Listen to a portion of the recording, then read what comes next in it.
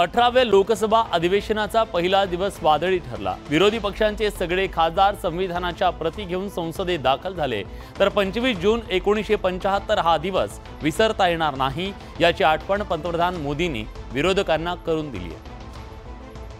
अधिवेशनाच्या पहिल्या दिवशी विरोधी पक्षाच्या खासदारांनी संसदेच्या बाहेर हातात संविधानाच्या प्रती घेऊन घोषणाबाजी केली। भाजप आणि त्यांच्या मित्रपक्षांचा लोकशाही आणि संविधानाला धोका असल्याचं विरोधी पक्षांनी म्हटलं। विरोधी पक्षातील सर्व खासदार संविधानाच्या प्रती घेऊन संसदेत दाखल झाले। पंतप्रधान नरेंद्र मोदींनी खासदारकीची शपथ घेतली तेव्हा काँग्रेस खासदार राहुल गांधींनी त्यांना संविधानाची प्रत दाखवली। मोदींची शपथ पूर्ण होईपर्यंत विरोधी पक्षांचे खासदार त्यांना संविधानाची प्रत दाखवत होते। विरोधकांनी केलेल्या आरोपांचा पंतप्रधान मोदी जोरदार समाचार घेतला। जो आक्रमण प्रधानमंत्री जी अमित शाह जी कॉन्स्टिट्यूशन पर संविधान पे कर रहे हैं वो हमारे लिए एक्सेप्टेबल नहीं है, वो हम होने नहीं देंगे। फिर कभी कोई ऐसी हिम्मत नहीं करेगा जो 50 साल पहले की गई थी और लोकतंत्र पे काला धब्बा लगा दिया गया था।